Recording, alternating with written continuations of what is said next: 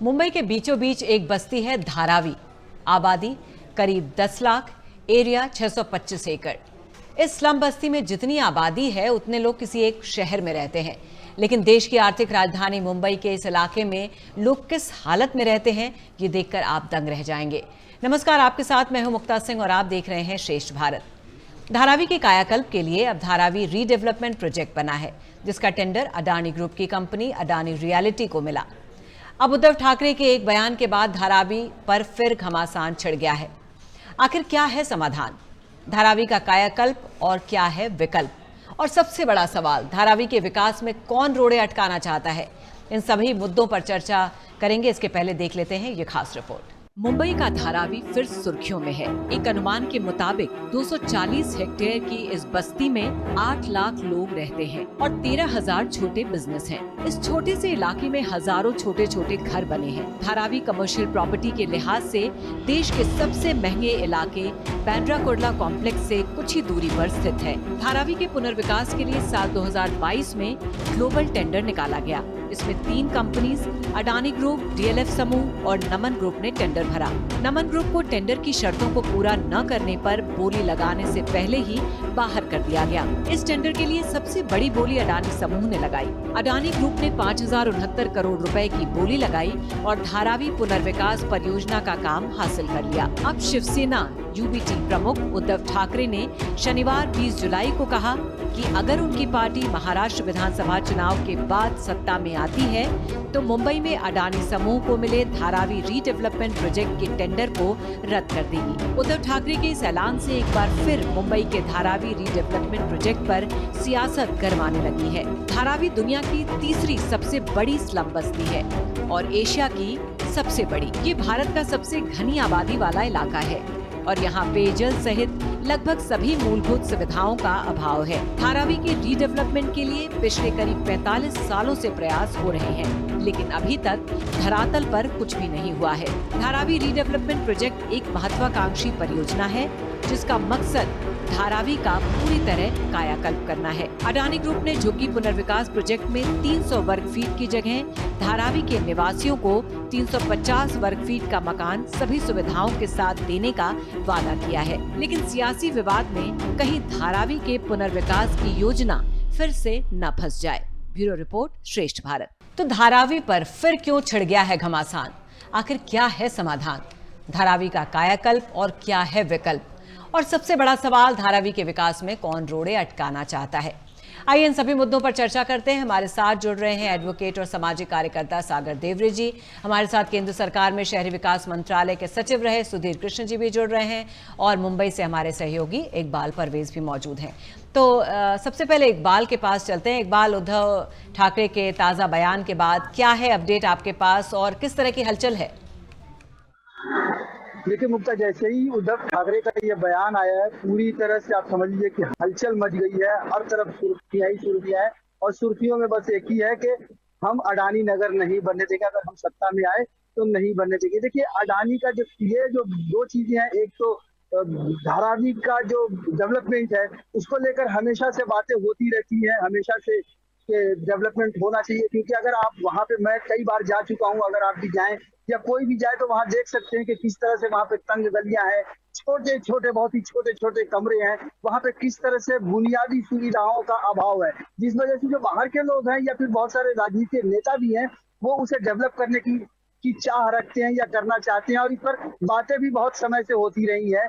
लेकिन अभी जब अडानी ग्रुप आने से जाहिर है कि जो राजनीति है वो इस पर तेज हो चुकी है। राजनीति देखिए, अडानी का एक ऐसा नाम है पिछले कुछ सालों से, अडानी और अंबानी का, कि राजनीति में इनके नाम कहीं पे भी होते हैं वो इस्तेमाल हो जाते हैं।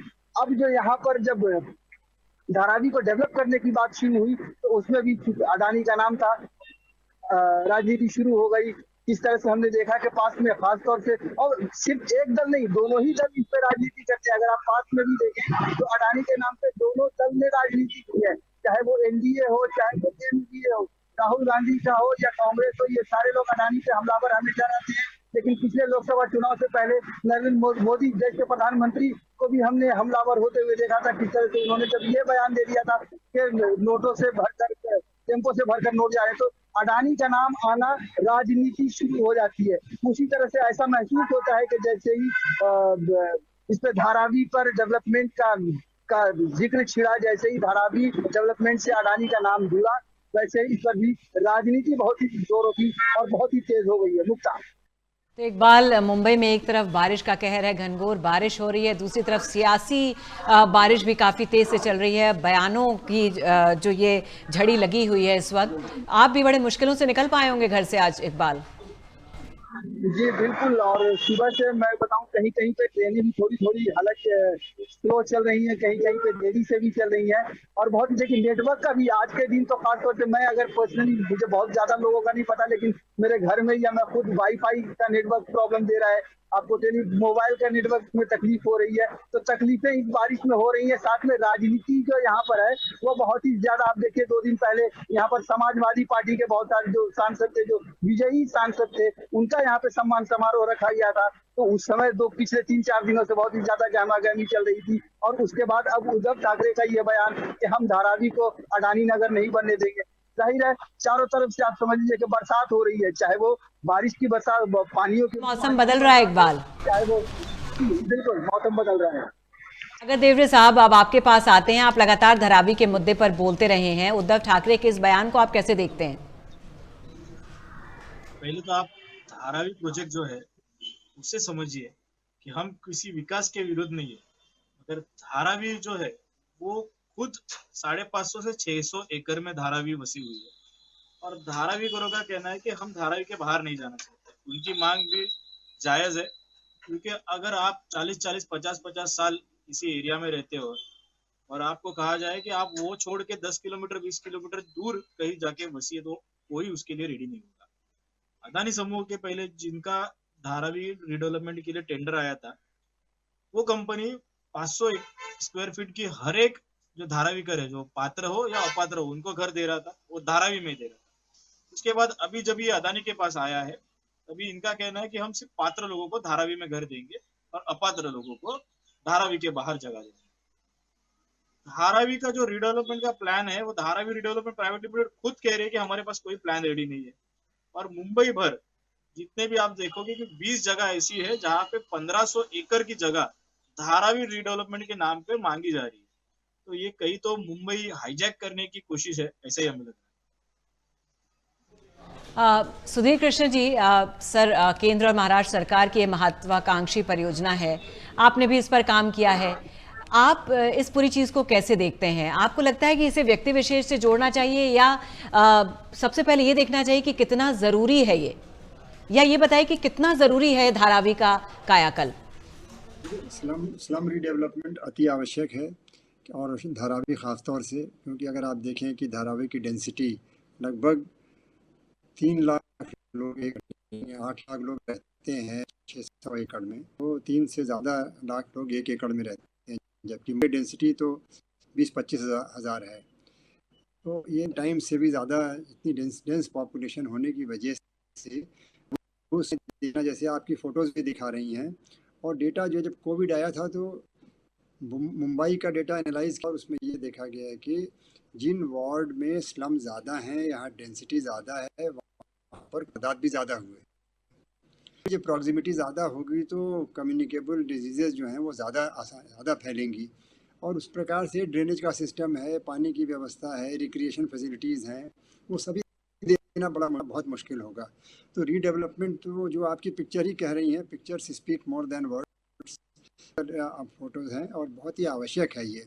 अब रही बात ये कि केवल धारावी, बहुत सी में तो 2500 के करीब स्लम्स हैं, और कुछ का रीडेवलपमेंट चलिए मॉडल प्रोजेक्ट बन सकती है। जो धारावी रिडेवलपमेंट प्रोजेक्ट है, इसको मॉडल प्रोजेक्ट बना के बाकी रिडेवलपमेंट स्लम्स का भी रिडेवलपमेंट करना मुंबई में बहुत आवश्यक है।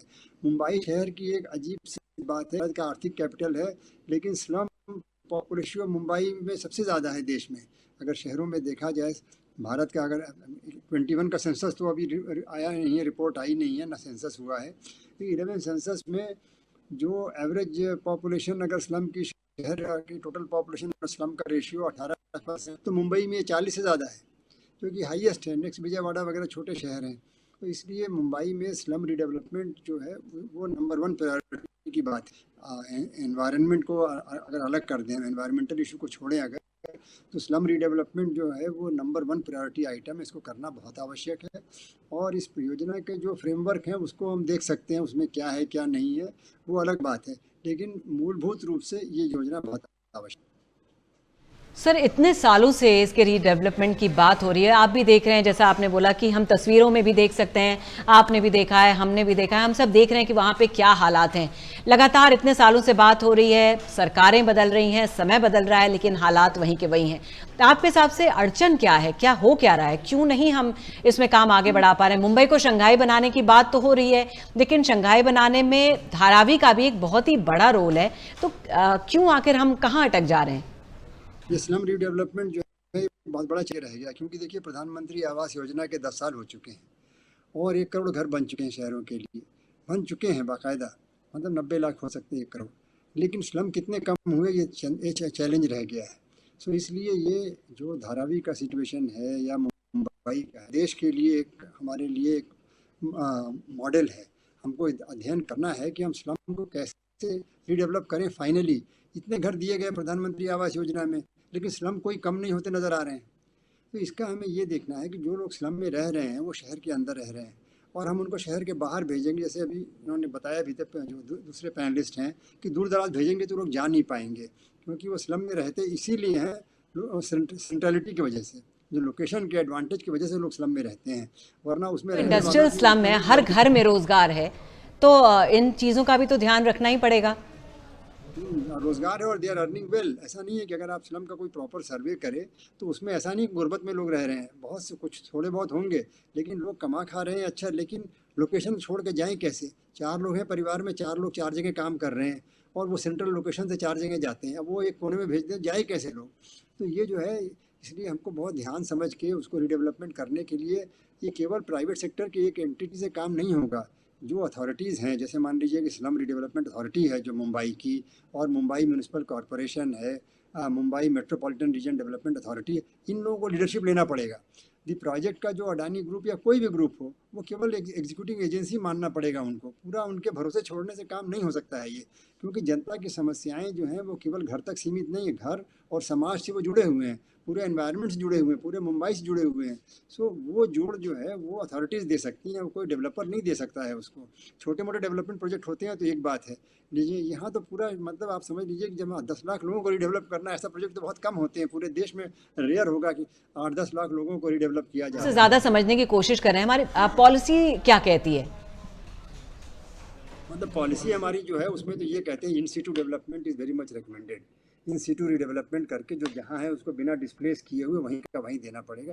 लेकिन ये भी है कि एनवायरमेंटल कंडीशन भी देखनी होती हैं, कि जैसे मान लीजिए कि अगर वाटर बॉडी के कोर्स में है, फ्लड प्रोन एरिया में है या लो लाइंग एरिया में है, तो वहाँ पर रीडेवलपमेंट नहीं कर, उनको वहाँ से डिस्प्लेस करना पड़ेगा, लेकिन डिस्प्लेस करके सेफ जगह ले जाना पड़ेगा। ये पूरे गाइडलाइन में साफ साफ लिखा हुआ है, आज से नहीं, ये 25 साल से, जब से हाउसिंग फॉर ऑल चला है 50 साल पहले से, जब से इस बात को बार बार कहा गया है कि in situ redevelopment is the choice number 1 instead of. मगर आपको ये भी बताऊं कि relocation has also been very successful.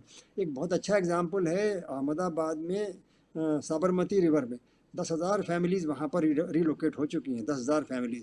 आपको अगर याद हो कि 20 साल पहले साबरमती रिवर क्या थी, वो नाला थी, और आज कितनी सुंदर हो गई है वो साबरमती रिवर फ्रंट को लेके, पूरे देश में नहीं हर जगह से लोग देख रहे हैं उसको। और 10,000 फैमिली को रीलोकेट किया वहाँ की म्यूनिसिपल कॉरपोरेशन ने और स्टेट गवर्नमेंट ने। अच्छी जगह रीलोकेट हुए हैं, दूर दराज भी गए हैं, लेकिन ध्यान ये दिया गया कि जो प्रोफेशन में हैं उनको उस ढंग से भेजा गया, ग्रुप में भेजा गया, उनके लिए बेसिक फैसिलिटीज़ दी गई, करके वो रिलोकेट हुए हैं। अच्छे एग्जाम्पल भी हमारे पास हैं, लेकिन गवर्नमेंट को इन्वॉल्व होना पड़ेगा। ये केवल डेवलपर को हैंडओवर कर देने से कि वो सब कर लेंगे। जी, आपको नहीं लगता कि जिस तरह से हम इसे हैंडल कर रहे हैं शायद वो बेहतर तरीका नहीं, क्योंकि ये एक सिविक इशू है, इसके इर्द गिर्द बहुत सारी जिंदगियों का सवाल है, तो इसे एक पॉलिटिकल पार्टी से, एक व्यक्ति विशेष से जोड़कर शायद हमें नहीं देखना चाहिए और सभी पार्टियों को मिलकर इसका समाधान निकालना चाहिए। इसका जवाब हम आपसे लेंगे, लेकिन उसके पहले हम इकबाल के पास चलते हैं। इकबाल, आप लगातार, क्योंकि आप ये कवर करते आए हैं, धारावी के लोगों से क्या आपकी बातचीत हुई? क्योंकि रीलोकेशन की बात हो रही है और जो भी चीजें हो रही हैं अभी वो उसको लेकर काफी कंफ्यूज हैं, तो उनका क्या कहना है, वो क्या चाहते हैं? देखिए धारावी के लोग भी, बहुत सारे लोगों की अपनी अपनी अलग अलग प्रतिक्रियाएं हैं, अपने अपने अलग अलग विचार हैं, अलग अलग सोच है। बहुत सारे लोग चाहते हैं तो उनको अगर अच्छी सुविधा मिले, अच्छी जगह मिले तो वो जा भी सकते हैं। बहुत सारे लोग वहां से नहीं भी जाना चाहते हैं। देखिए क्योंकि धारावी को अगर आप देखें तो एक बहुत ही बड़ा कॉमर्शियल इलाका है। वहाँ पे बहुत सारी फैक्ट्रीज है, छोटी छोटी, बहुत सारे कारोबार वहाँ पे होते हैं। जैसे आप अगर लेदर की अगर बात करें तो लेदर के सामान यहाँ से दुनिया भर में एक्सपोर्ट होते हैं, यहाँ के धारावी के बने हुए। दूसरी चीज, धारावी की लोकेशन जो है वो बांद्रा और माहिम के आसपास की लोकेशन है, जो बिल्कुल समझ लीजिए कि मुंबई का सेंट्रल इलाका है। तो इस वजह से भी बहुत सारे ऐसे लोग हैं जो यहाँ से जाना नहीं चाहते। तो तीसरी चीज ये भी है कि जो भी लोग यहाँ पर बसेंगे या जो लोग आते हैं, मान लीजिए अगर कोई उत्तर प्रदेश का एक आदमी धारावी में रह रहा है और उसके परिवार का कोई आदमी यहाँ पर आया तो वो उसी एरिया में फिर किराए पे घर ढूंढता है कि उसकी क्योंकि आसपास में नौकरी लगी है। तो बहुत सारे लोगों के अपनी अपना विचार है। हाँ, जो असुविधाएं हैं वहां पर उसे लेकर लोगों में कहीं ना कहीं थोड़ी सी तकलीफ तो होगी ही, क्योंकि सैनिटेशन की प्रॉब्लम है, पानी की प्रॉब्लम है, साफ सफाई की प्रॉब्लम है, बहुत ही तंग गलियां हैं। और जैसा कि मैंने कहा पॉपुलेशन, अभी सर बता रहे थे कि संख्या कम नहीं होती है, रीडेवलपमेंट तो होता है, घर बनते हैं, संख्या कम नहीं होती है। संख्या इसीलिए कम नहीं होती है क्योंकि शहर गांव से जो लोग आते हैं वो ऐसे स्लम जैसे इलाकों में रहते हैं, क्योंकि उनको सस्ते में एक कमरा मिल जाता है, एक कमरा मिल जाए उसमें 4 लोग रहने लगे गाँव के आकर, तो वो इस वजह से भी संख्या कम नहीं होती है स्लम की। मैंने खुद बहुत सारे ऐसे SRA के देखे हैं जहाँ पर घर बने हैं, लेकिन फिर वहाँ पे वैसे की वैसी भीड़ वहाँ पे देखी जाती है। मुक्ता।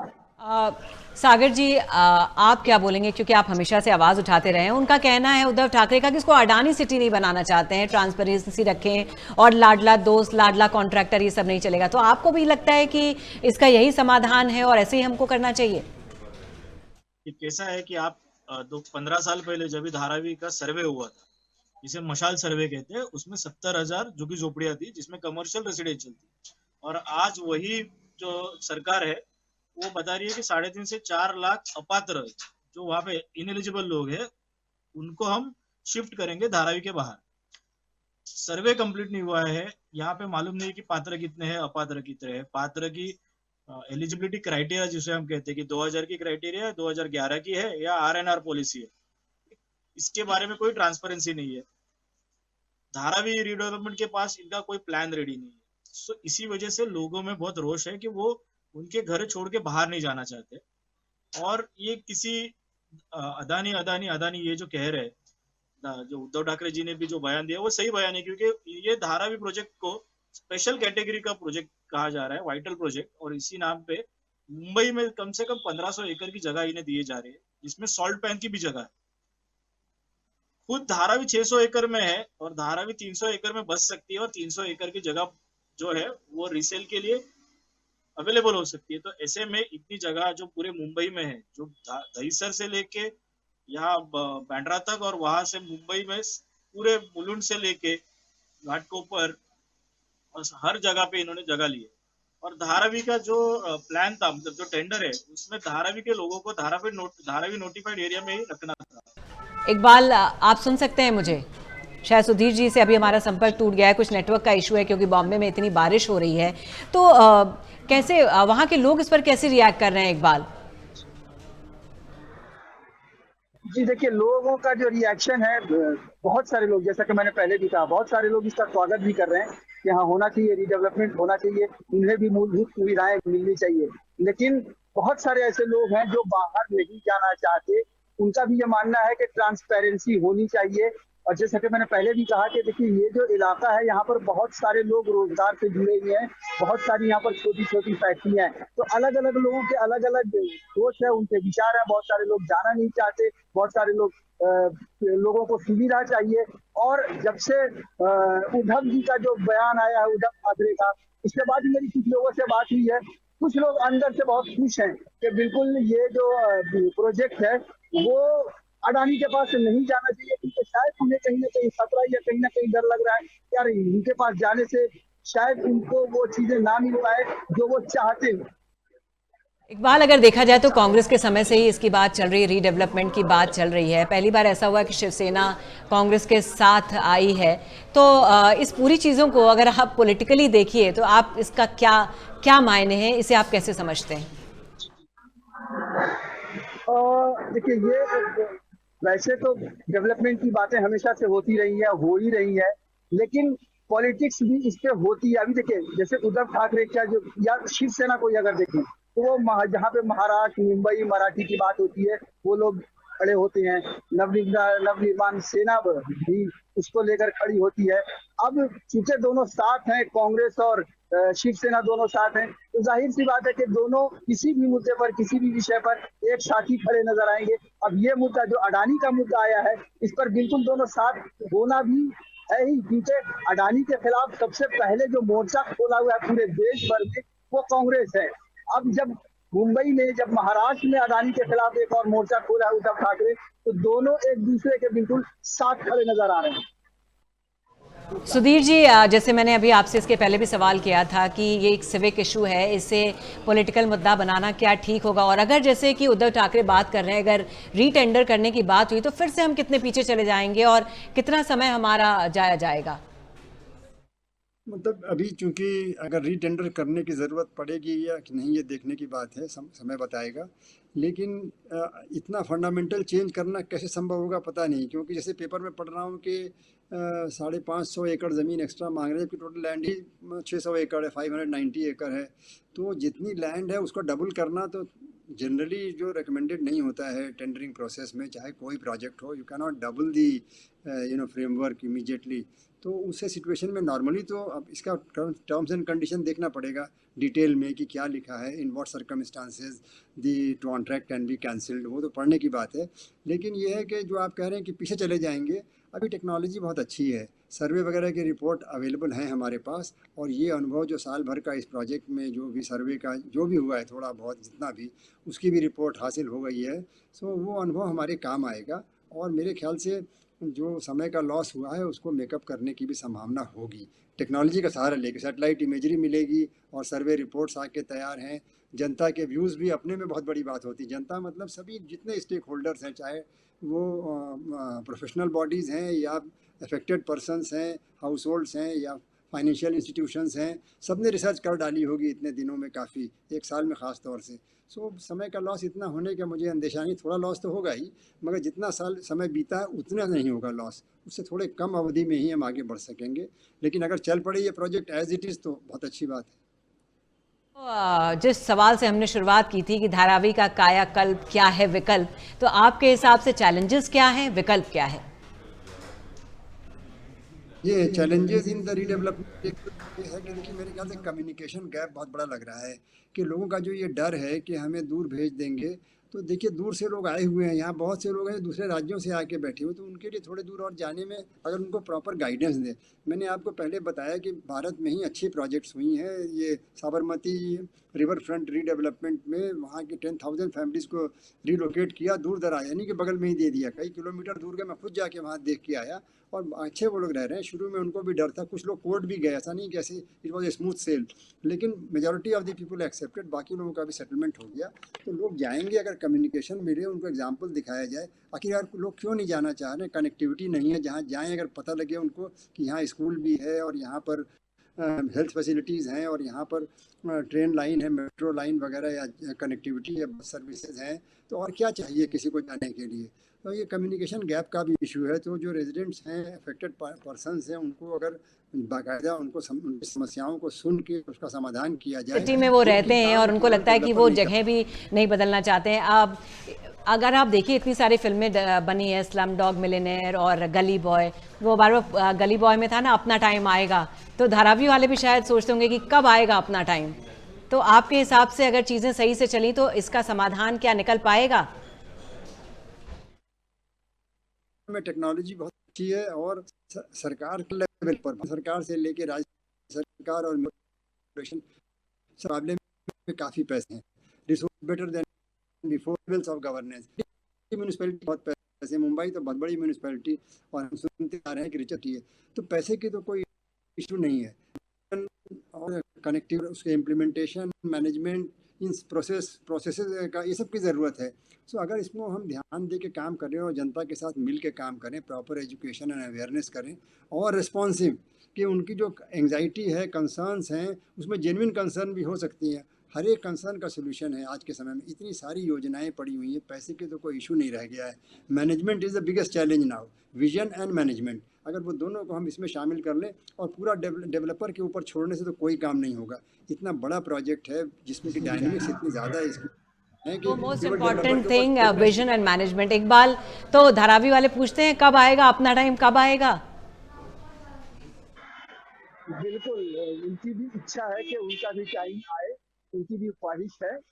और खुशी भी कहीं ना कहीं उनको इस प्रोजेक्ट का जब से पता चला था कि डेवलपमेंट होने वाला है, तो कहीं ना कहीं खुशी तो थी, पर कहीं ना कहीं थोड़ा सा डर भी था। पर उम्मीद पे दुनिया टिकी हुई है, उन्हें भी ऐसी उम्मीद है कि अपना टाइम आएगा। पे दुनिया कायम है। सागर जी, बस आपसे भी आपका क्लोजिंग कमेंट, आपके हिसाब से क्या समाधान है इसका?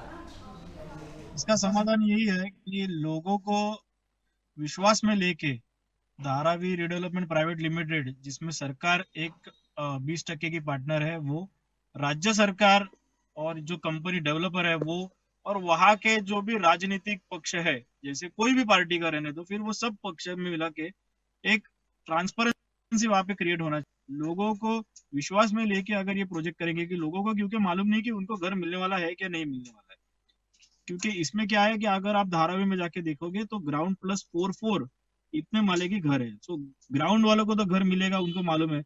+2 +3 जो है उनको घर मिलेगा कि नहीं मिलेगा, इसकी जब तक ट्रांसपेरेंसी नहीं आएगी तब तक ये विरोध तो लोग करेंगे, क्योंकि घर किसे नहीं चाहिए, जिसे नहीं, बिल्कुल आपने सबको सही कहा चाहिए। सागर, की लोगों को भी विश्वास में लेना पड़ेगा। और जैसा कि सुधीर जी ने भी कहा कि विजन और मैनेजमेंट दो बहुत इंपॉर्टेंट चीज़ें हैं, और अगर हम उसे ध्यान में रखेंगे तो इतना मुश्किल नहीं है। आप सभी जुड़े इस पूरी चर्चा में, इसके लिए बहुत बहुत शुक्रिया। और आज के इस शो में फिलहाल के लिए बस इतना ही। बाकी खबरों के लिए देखते रहिए श्रेष्ठ भारत। श्रेष्ठ भारत पर खबरों से जुड़े रहने के लिए चैनल को सब्सक्राइब और लाइक करें, बेल आइकन दबाएं और देखते रहें श्रेष्ठ भारत।